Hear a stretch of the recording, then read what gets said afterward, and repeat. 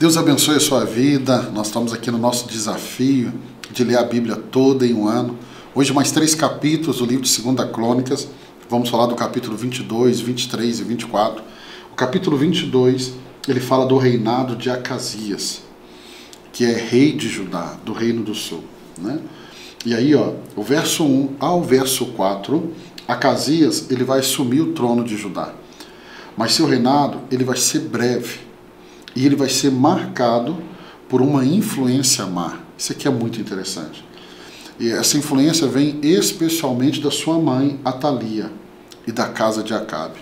Olha o verso 1 em diante.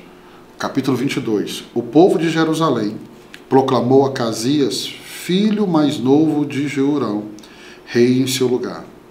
Uma vez que as tropas que tinham vindo com os árabes mataram todos os outros filhos dele. Assim começou a reinar Acasias, filho de Jeorão, rei de Judá. Acasias tinha 22 anos de idade quando começou a reinar, e reinou 1 ano em Jerusalém. O nome de sua mãe era Atalia, neta de Orim. Ele também andou nos caminhos da família de Acabe, pois sua mãe lhe dava maus conselhos. Olha como que essa história nos ensina. Aqui está um dos reinados mais curtos da história de Judá.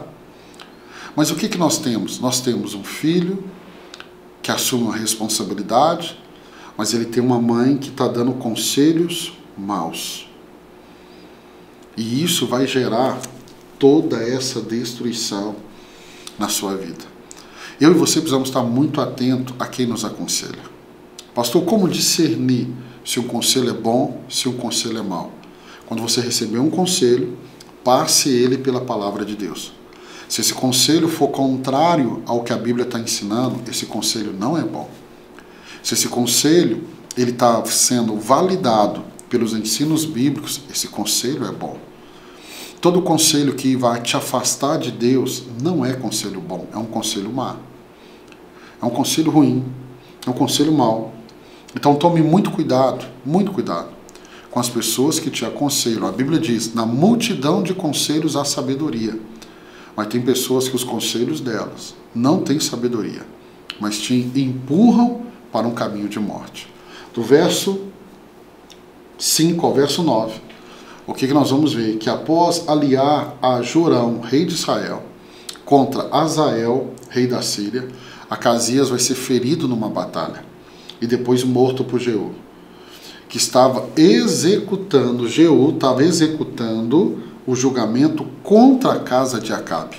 Ou seja, esse julgamento não era para Acasias, mas ele andou nos caminhos de Acabe. Isso é muito interessante. Por quê? Porque ele está andando num caminho que ele não deveria andar. Acabe é o reino do norte, ele é o reino do sul. Ele não deveria andar nos caminhos de Acabe, mas ele escolheu andar. Por isso, o juízo que estava sobre a casa de Acabe veio sobre ele. Esse é o problema quando nós andamos num caminho que não é nosso. Um caminho de outros, e talvez o caminho daquela pessoa seja um caminho de juízo de Deus, e acabamos colhendo esse juízo sobre a nossa vida. Então, no verso seguinte, do verso 10 ao verso 12, esse capítulo é bem curtinho, né? Do capítulo verso 10 ao verso 12, nós encontramos Atalia, que é a mãe de Acasias, que dava o conselho mau. Ao ver a morte de seu filho, ela vai usurpar o trono. Ela vai usurpar o trono. Na história de Israel, uma mulher não poderia estar ali no trono. Ela usurpa o trono e ela vai exterminando todos os herdeiros reais. Ela vai matando todos. Porque essa mulher não dava apenas conselhos maus, ela era má, ela era perversa. E aí, Joás, ele é escondido no templo por 6 anos. Ele é escondido no templo. Então, Atalia mata todos, menos Joás, porque ele é escondido pelo sacerdote no templo. Eu gosto muito disso, eu costumo dizer, não há lugar melhor para nos escondermos do que na casa do Senhor. Ali nós encontramos um refúgio em Deus. Vamos para o capítulo 23, aí a revolta contra Atalia, que usurpou o trono do filho.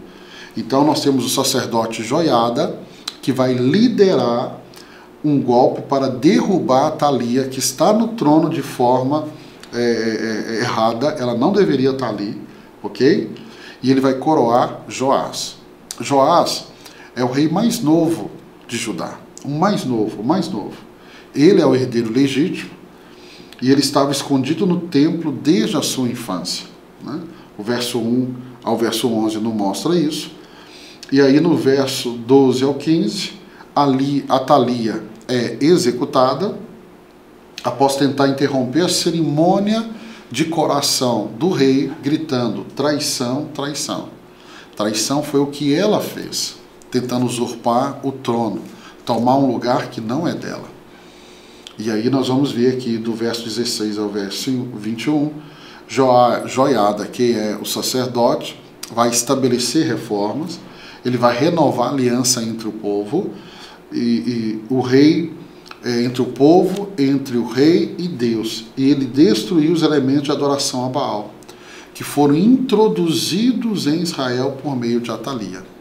Olha como que um homem vai influenciar toda uma nação. Aí o capítulo 24, ele fala das reformas de Joás no templo, e essa reforma é muito interessante, vai gerar um despertamento em toda a nação. Então do verso 1 ao verso 14 do capítulo 24, Joás, sob a tutela de Joiada, reina bem e inicia uma campanha para reparar o templo de Deus. Aqui a Bíblia nos dá dois paralelos. Nós temos o reinado de Acasias, onde ele tinha os conselhos da sua mãe, que eram conselhos maus, e agora nós temos Joás, debaixo da tutela do conselho de Joiada, que é conselhos bons. Acasias reina um ano, é morto. Joás, enquanto ele está debaixo da orientação de Joiada, do sacerdote, o reinado dele vai ser um reinado muito bom. Então você percebe, aquela pessoa que vai nos influenciar, elas são muito importantes. Tome cuidado com quem está à sua volta te influenciando. Verso 15 ao verso 22, após a morte de Joiada, aí o sacerdote que influenciava Joás, ele morre, e aí nós vamos ver esse rei abandonando o templo de Deus e adotando idolatria. Ou seja, uma apostasia, um desvio da fé, um se afastar da fé.